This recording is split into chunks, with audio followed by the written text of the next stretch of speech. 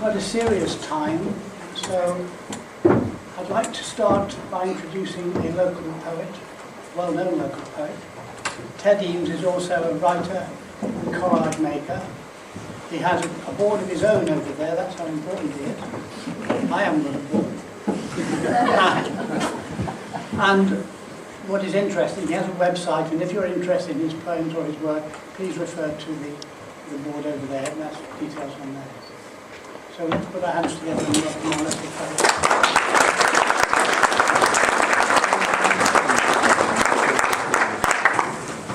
Thank you very much. It's been a joyous challenge to write a poem which is very specific to these three parishes. So I hope that the poem does the job that the title suggests.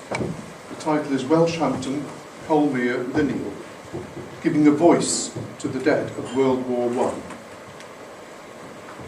100 autumns and 100 springs have passed since the end of our fighting and dying.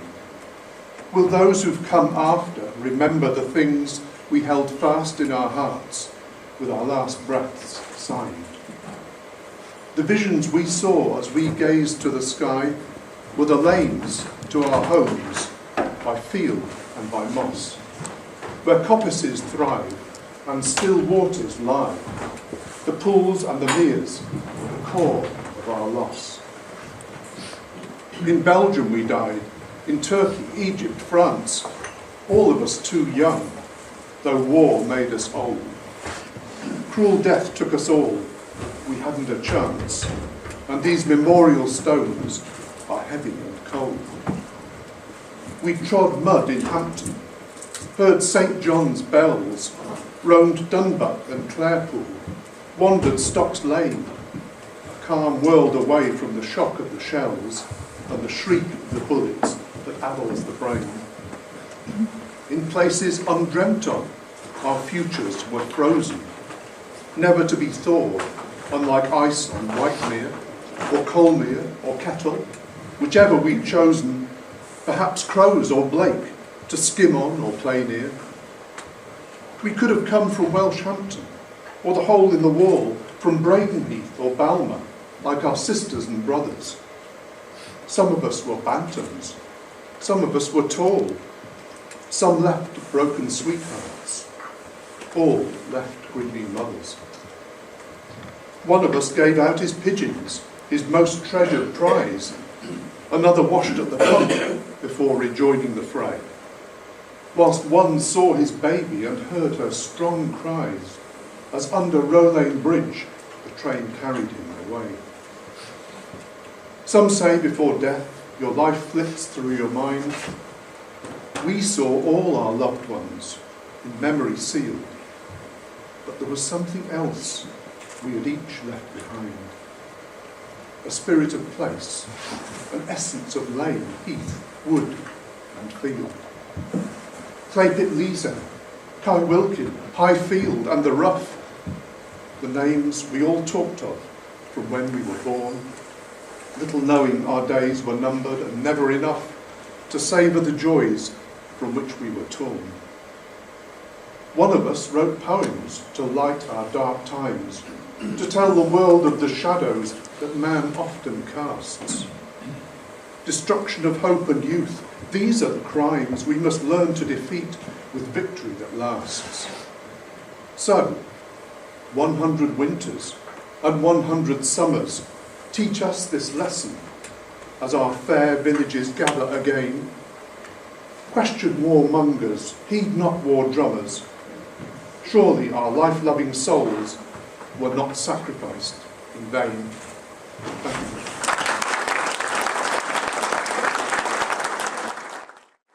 Darren didn't come from an area like this. He came from the East End of London. So, a world away from your lanes and your roughs. But his experiences were true of so many of the lads who went from here, and so many of the lads who went from every corner of this country.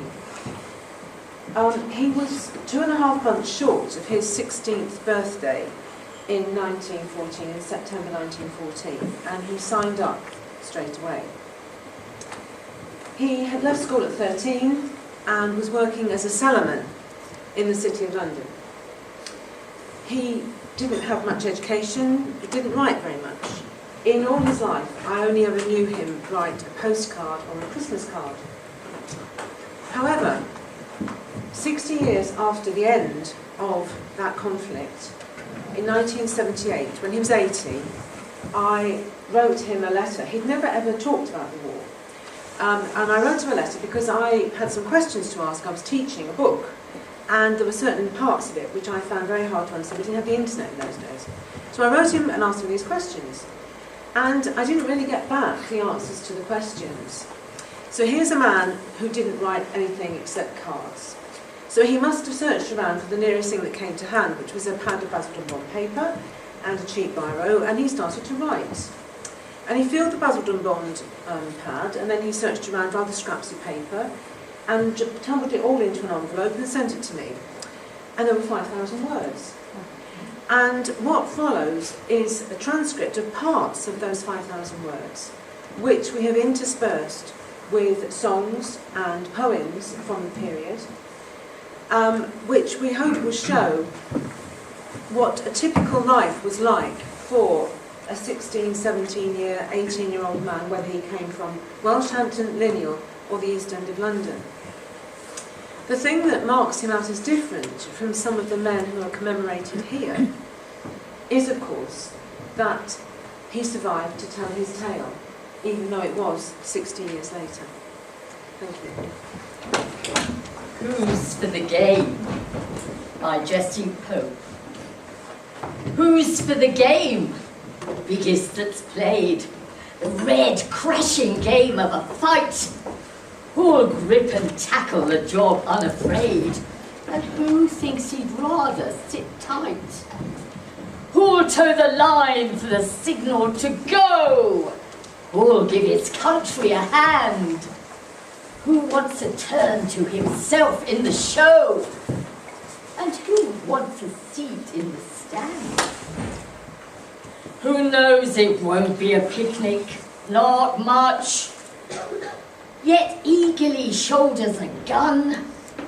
Who would much rather come back with a crotch than lie low and be out of the fun? Come along, lads. You'll come on all right, but there's only one course to pursue. Your country is up to her neck in a fight, and she's looking and calling for you.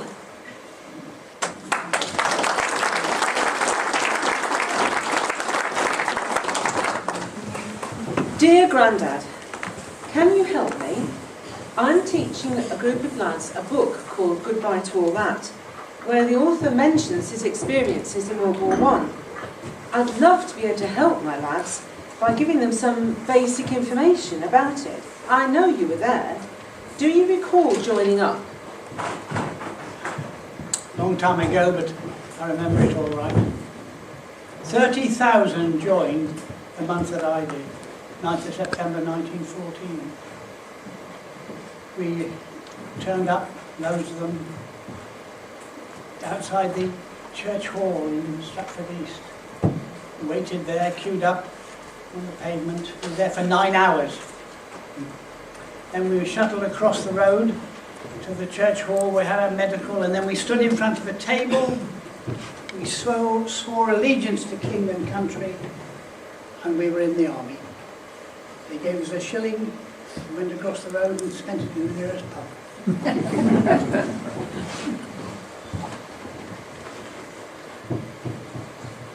We were herded down to Folkestone in a train. We had to sleep 10 in a small tent, and one of the guys snored like a foghorn. We divided up so that if you had a Boy Scout or if you'd been in the territorials, you got a. Then we were sorted into sections and became orderly. We didn't have any uniform, but they gave us some big, heavy, brown, brogue boots. I threw my shoes away, they were threadbare anyway. We didn't have a uniform, but they gave us 10 shillings for wearing our own clothes. Would you believe that? Yeah. And then the uniform started to arrive. But first of all, we were in Colchester, so the uniforms all came, and then we went for our training at Bulford Camp on Salisbury Bay. Boy, we marched and marched till we were hard as nails. One of my lot died, and a mule went down. They say it took 2 years to turn a man into a soldier. We were a fighting group in 6 months.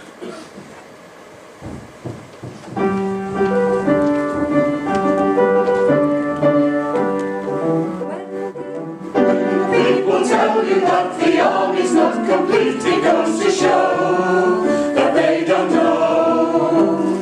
I say the army's simply perfect, can't be beat, I know it's true, because I do. Sometime back it seemed to me things weren't all they ought to be. There was one thing that was wanted, only one, and of course that thing was done. So it's all right now, there's no need to worry anymore. I saw the army wasn't strong, everything was wrong till the day I came along, and then the band played, they all hooray, the guns fired the salvo of delight. I joined the army yesterday, so the army of today is all right.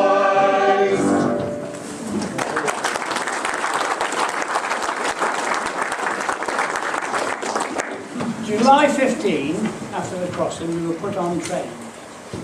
There were 4 carriages, the rest were horse boxes. I managed to get into one of the carriages. We were there for 4 days. We lit a fire so we could have some hot water to make tea. When we disembarked, there was a really great hole in the bottom of the carriage. And then we had still a long way to go, and we were carrying full kit and 120 rounds of ammunition. It must have weighed 100 pounds. And then it started to rain, and it never stopped, and nor did we. We marched for an hour and then rested for 10 minutes, and an hour and 10 minutes. Eventually, we got to our billet, and there we got our first lot of lice, and they never left us.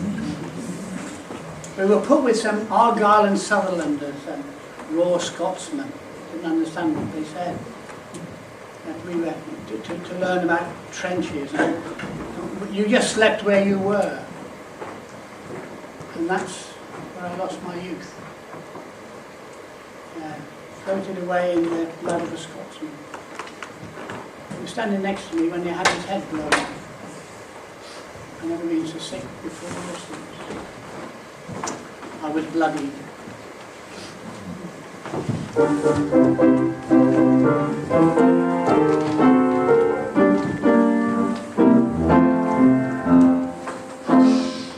Here comes a whiz bang, hush. Here comes a whiz bang. Now you soldiers get down the stairs, down in your dugouts and say your prayers. Hush.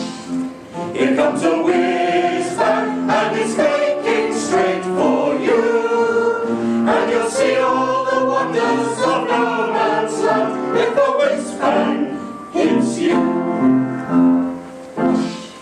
Here comes a whiz bang, here comes a whiz bang. Now you soldiers get down the stairs, down in your dugouts and say your prayers. Hush.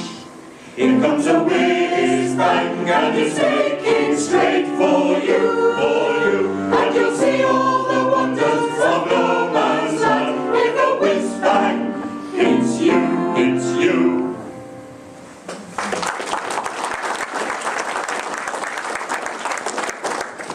No man's land. It wasn't land at all. Just mud and water. If you had heavy rain, it could be waist deep. We had a length of barbed wire in front of our trenches, and Jerry the same. So we had listening posts right out as far as possible. And they had flares, pistols, grenades. And if Jerry made a move, they would fire the pistol. Corporals like me, we had to go out every 2 hours and inspect them places. And if the Jerrys came, they scarped back to our line if they weren't killed. That was La Bocelle near Albert. We lost a lot of men there. A shell landed on one of the dugouts, and those of us who went blown to smithereens had to go and collect the bits of the 8 men who were. We put them in sandbags so they could be buried. Another time, Jerry gassed one of our tunnels instead of blowing it up, and we had to go and get the bodies out.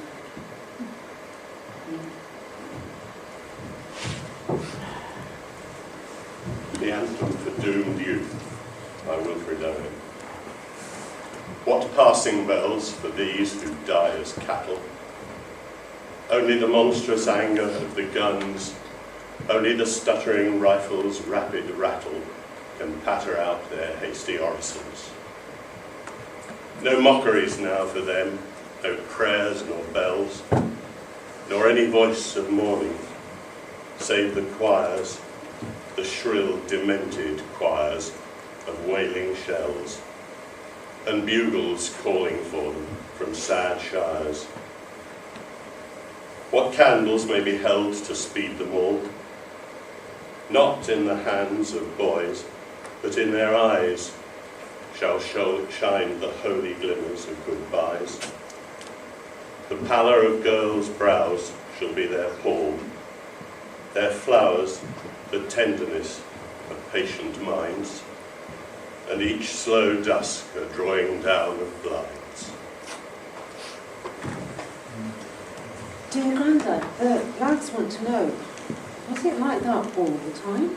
Oh, no, it wasn't like that all the time. Christmas 1915, we were sent back to near Crosby to rest. Christmas Day came and there was no money for us and we were all broke. And Christmas dinner was stewed turkey and an apple and an orange. When the captain and the officers came into our billet, we all booed and somebody threw an orange at them.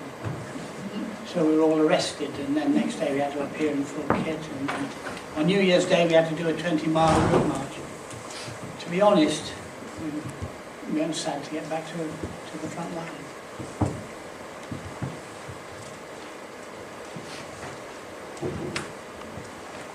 We didn't stay long.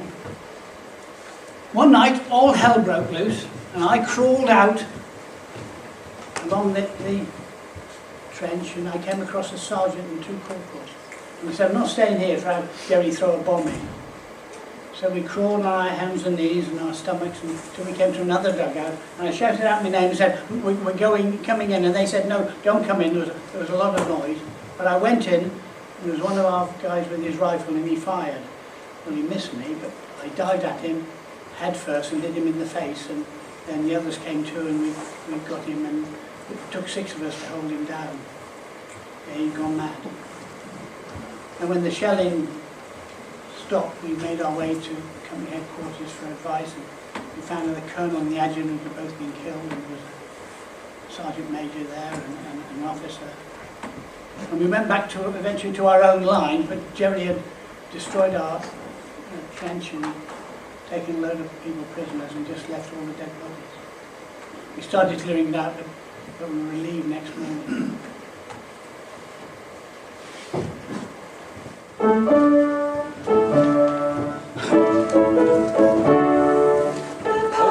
Since the war began, have written many things about our gallant soldier lads, which no one ever sings.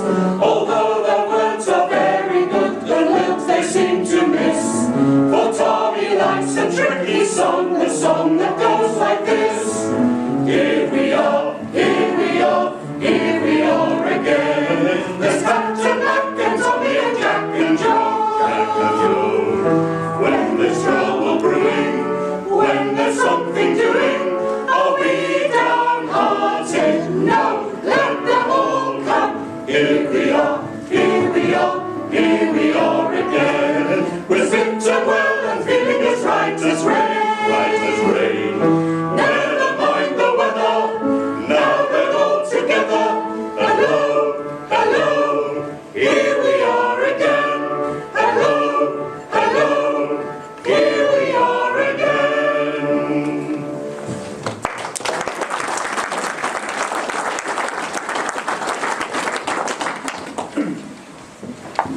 Suicide in the Trenches by Siegfried Sassoon. I knew a simple soldier boy who grinned at life in empty joy, slept soundly through the lonesome dark, and whistled early with the lark. In winter trenches, cowed and glum, with crumps and lice and lack of rum, he put a bullet through his brain. No one spoke of him again. You smug-faced crowds with kindling eye, who cheer when soldier lads march by, sneak home and pray you'll never know the hell where youth and laughter go.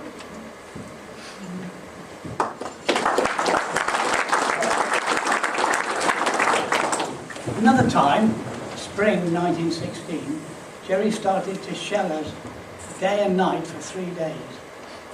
We just existed on half a canteen of water, and corned beef, and some dog biscuits. When it was over, we came out all dirty and muck and had whiskers, thin whiskers. I was 18 years old. My dreams of youth had disappeared forever.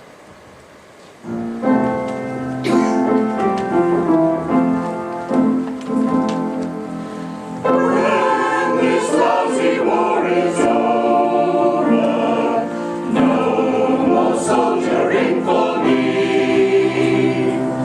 When I get my civvy clothes on, oh, how happy I shall be.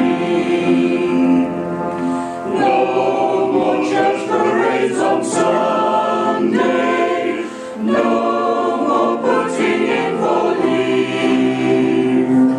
I shall kiss the sergeant major, how I'll miss him, how he'll grieve. When this lousy war is over, no more soldiering for me. When I get my civvy clothes on, oh, how happy I shall be. No more church parades on Sunday, no more putting in for leave. I shall kiss the sergeant major, how I'll miss him, how he'll grieve.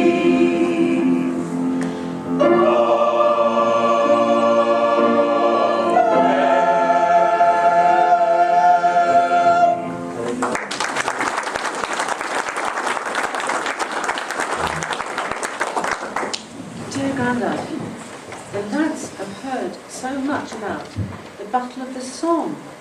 Were you there? Yes, we were inspected by the King and our hero, Lord Kitchener, and he said we had to prove ourselves against the enemy. We'd already lost half a battalion, so I didn't know what he was going on about. But we knew something big was happening because we'd been shelling day and night.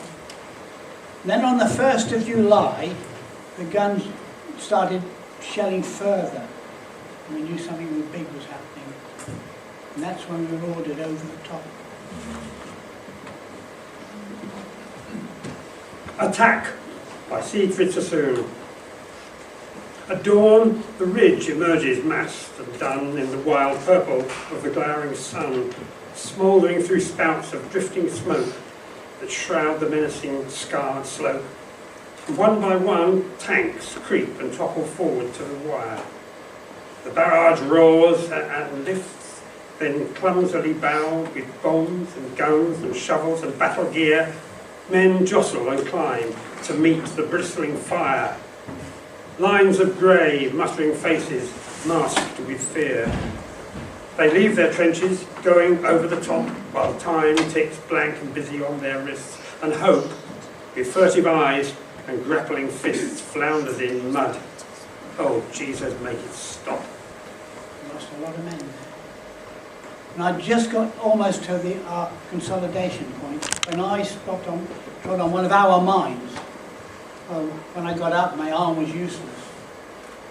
I continued on my way to where we were all supposed to consolidate. It was only me there and Captain Ridley. Nice man, Captain Ridley. He looked at me, he said, "You're useless to me, you can go back." Then he stood up and a shell blew him off.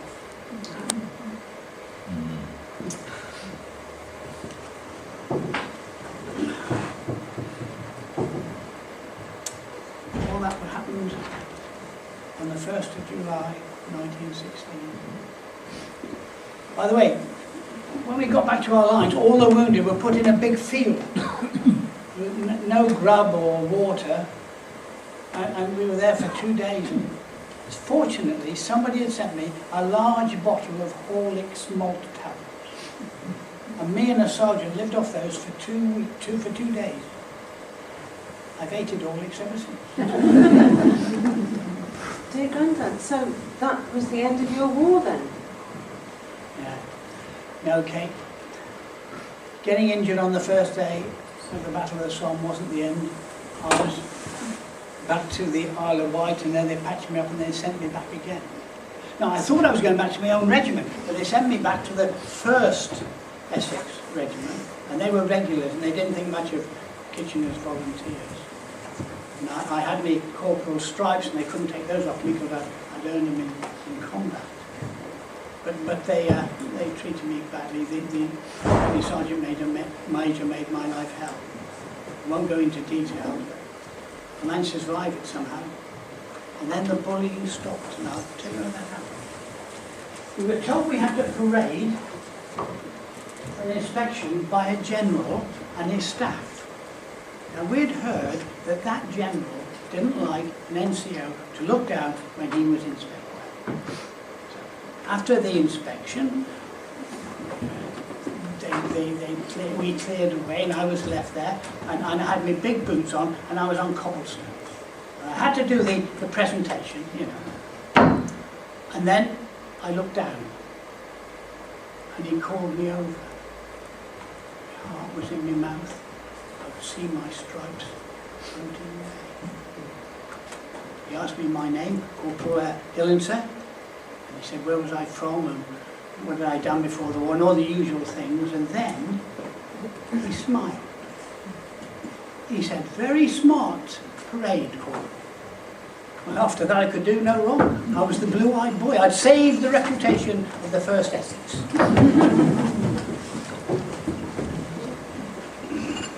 Inspection by Wilfred Owen. You! What do you mean by this? I rapped. You dare come on parade like this? Please, sir, it's... Hold your mouth! The sergeant snapped. I takes his name, sir. Please, and then dismiss. Some days confined to camp he got for being dirty on parade. He told me afterwards that damned spot was blood, his own. Well, blood is dirt, I said. Blood's dirt, he laughed, looking away.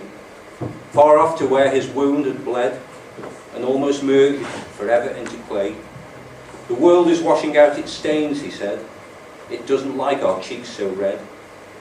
Young blood's its great objection, but when we're duly whitewashed, being dead, the race will bear Field Marshal God's inspection.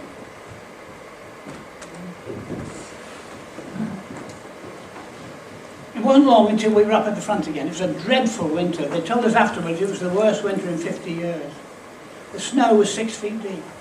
The trenches were just full of snow with duckboards on them. We were short of water. So we had to fill our canteens with snow and then melt it with a candle which we held with anything that was dry. And we thought we were going to freeze because all our clothes were wet through, really, soaked.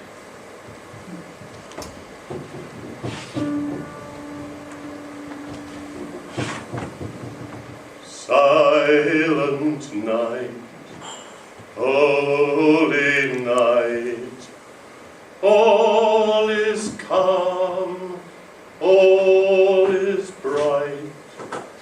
Round yon virgin mother and child, holy infant, so tender and mild, sleep in heavenly peace.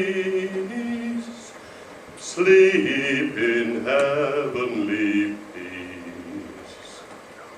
Stille Nacht, heilige Nacht, alles schläft einsam wach, nur das traute, hochheilige Haar. Holder Knabe im lockigen Haar, schlaf in himmlischer Ruhe, schlaf in himmlischer Ruhe.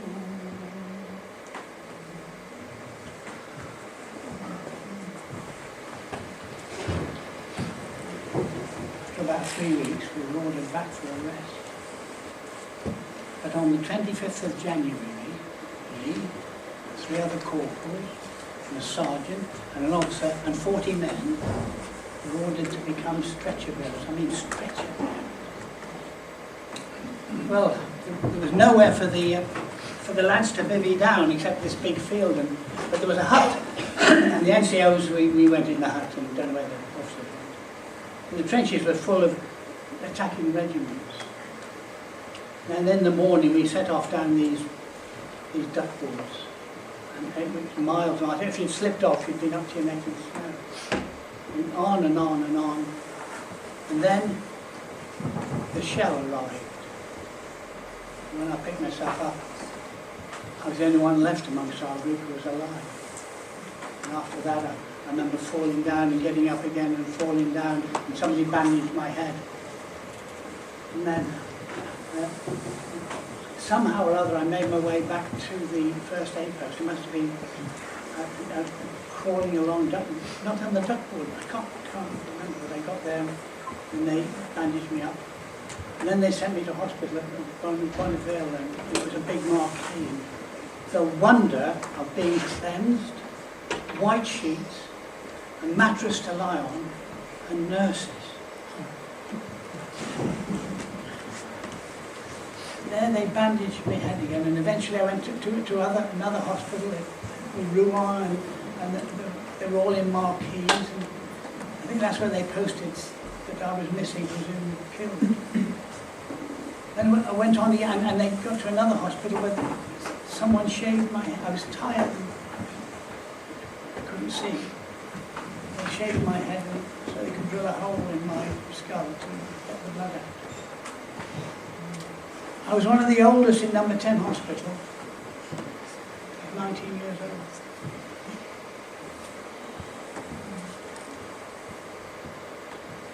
Special Hut, number 10, General Hospital. British Expeditionary Force, France, the 7th of February, 1917. Dear Mrs. Slater, Corporal Dallin had an operation a few days ago. He had been wounded in the head, and since the operation, he has been on the dangerously ill list. I'm sorry to say that his condition is very serious. He wishes me to say that he thinks he is getting on fairly well. I shall write to you again in a few days and let you know how he is. I am, yours sincerely, Sister M.W. Savage.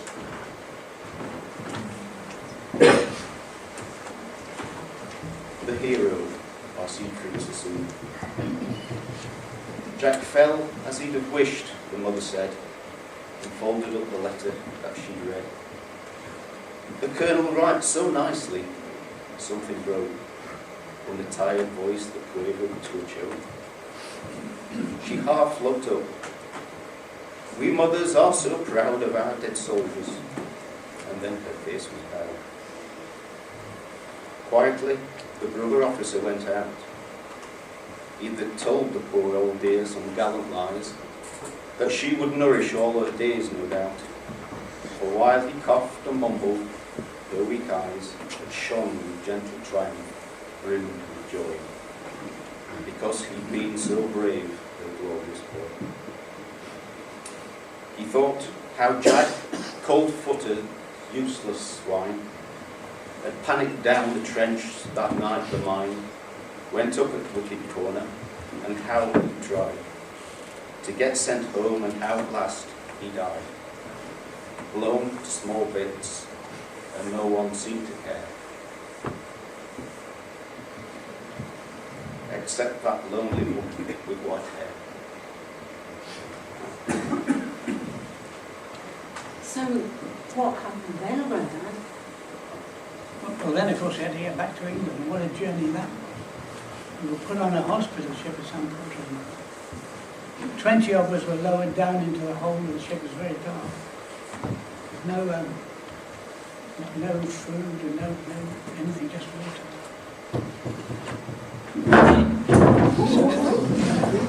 We all lay there helpless. We all lay there helpless waiting, and eventually the engine started up. I don't know how long we were travelling. Then the engine stopped and we thought we were in England. But then somebody came down and said, there's a German submarine. And if you get torpedoed, try and get up the ladder onto the top. And then we found out what real fear is.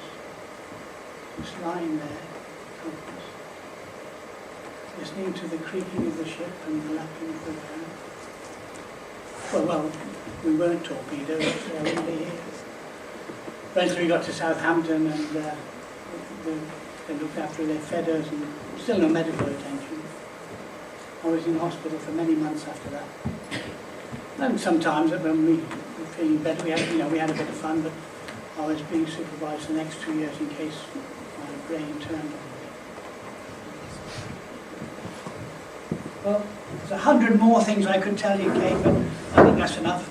Tell the lads we had when we got cleansed and got back, and we had fun.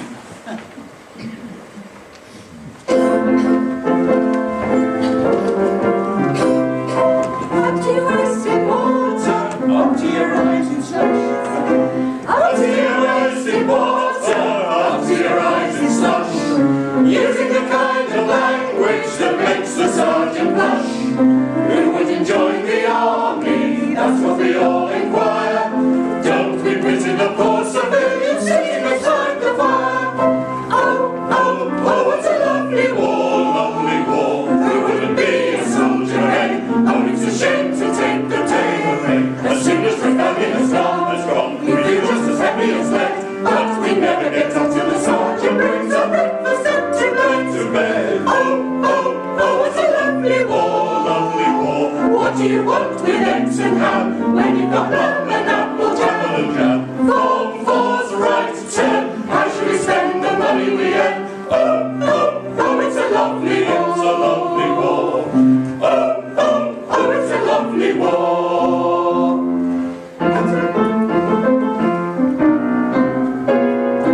Come to the cookhouse door, boys, sniff at the lovely stew. Who's it says the colonel gets better grub than you? Any complaints this morning? Do we complain, not we? What's the matter with lumps of onion floating around your tea? Oh, oh, oh, it's a lovely war, lovely war. Who wouldn't be a soldier, eh? Oh, it's a shame to take the day away. As soon as rebellion has gone, we feel just as heavy as lead. But we never get up till the sergeant brings our breakfast up to bed. Oh, oh, oh, what a lovely war, lovely war. What do you want with eggs and ham when you've got rum and apple jam? Form 4's right turn. How should we spend the money we earn?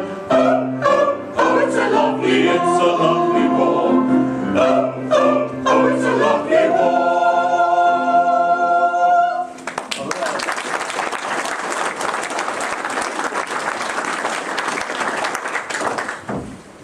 Two world wars, all that death and suffering.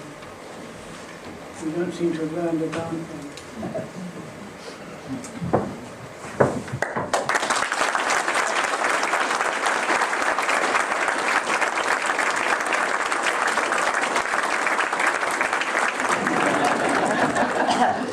I'm now going to read my Uncle Gordon, not great Uncle Gordon, my Uncle Gordon's poem, and it gives me great pleasure to read it. I'll just give you, for those that don't know, just a short resume of how it happened. Gordon Joseph Edgerton was the eldest son of Alice and Joseph Edgerton, headmistress of Lineal School for 25 years. I have a citation at home, said never absent, never late, 25 years, 3 children, don't do it today. He had 2 brothers, Stanley, my father, and Clive Edgerton, Betty Rogers and Pam's father.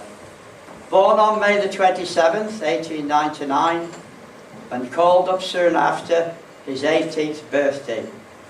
And as far as we know, it says so on the information there, he started his soldier's life at Price in the Manchester Regiment.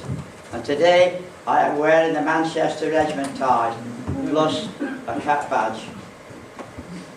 He was sent to training camp at Southwold, which is near Yarmouth. If you go on holiday, you know where it is. And his life there was misery.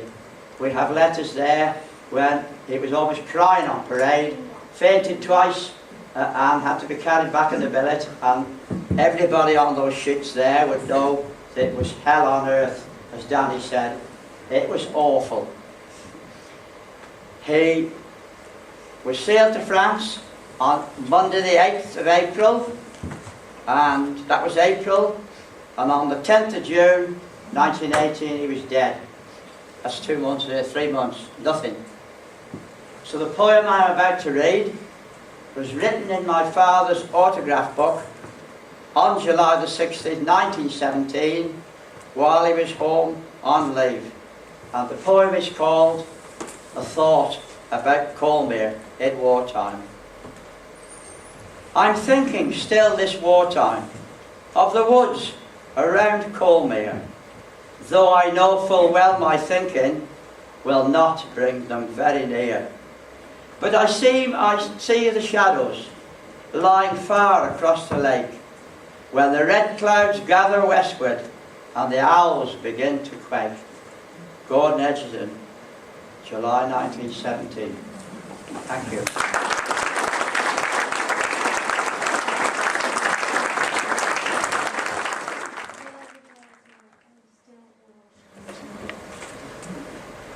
As the lads from Linian and Colemere were called up to go and fight for their country, the girls of the village would probably have thought their lives were not quite so exciting. A local girl called Bessie Matthews had thought of a favourite boy and wrote the poem I'm about to read, the poem called Only.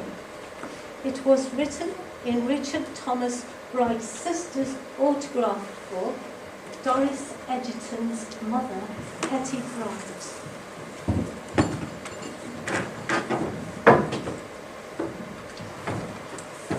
The poem Only. Only a man in cart, setting out to face the foe. Only a chorus ringing. It's a long, long way to go. Only a type of courage, with both honest heart and will, loving his home and country, son of England, hero still. Only a goodbye whispered, amidst tears we must not see. Only a British soldier, all the world to me. Bessie Matthews, February 1915.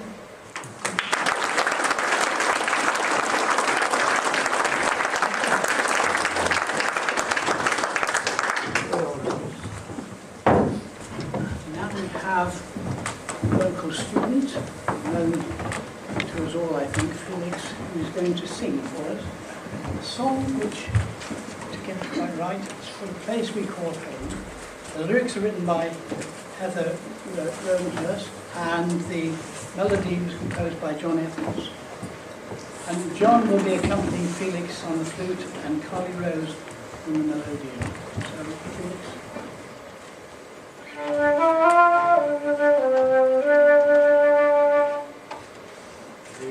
This place you hold dear was once our home too.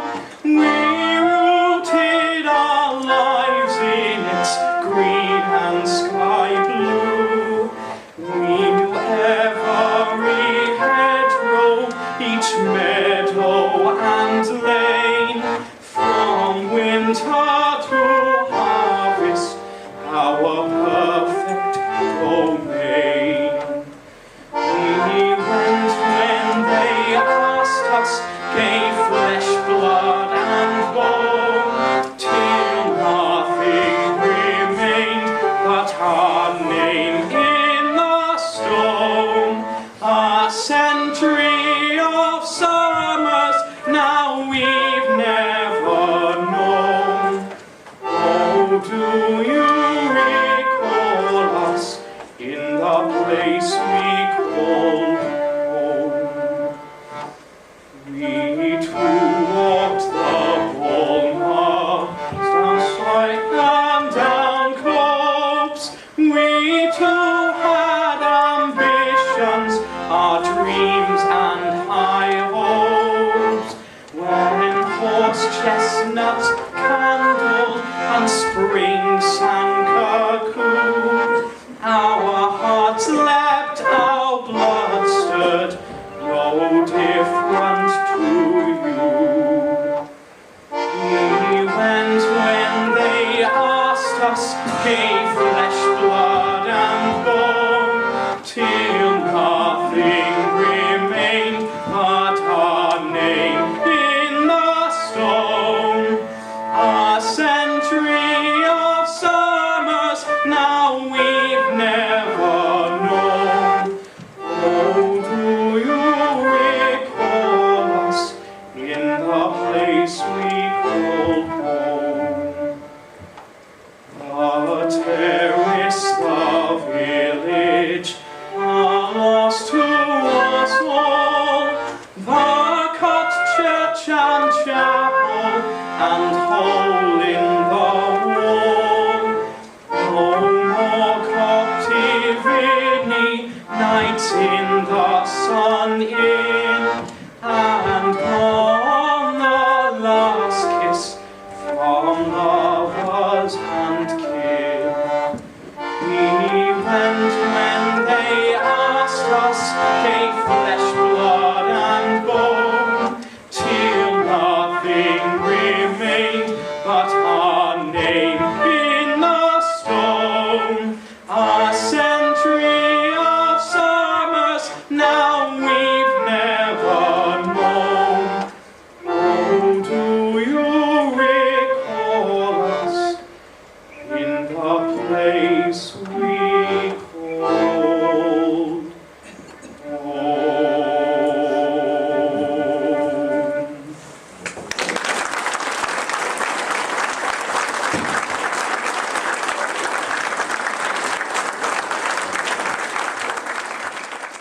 If we could put our hands together for Jonathan, our pianist, and the singer.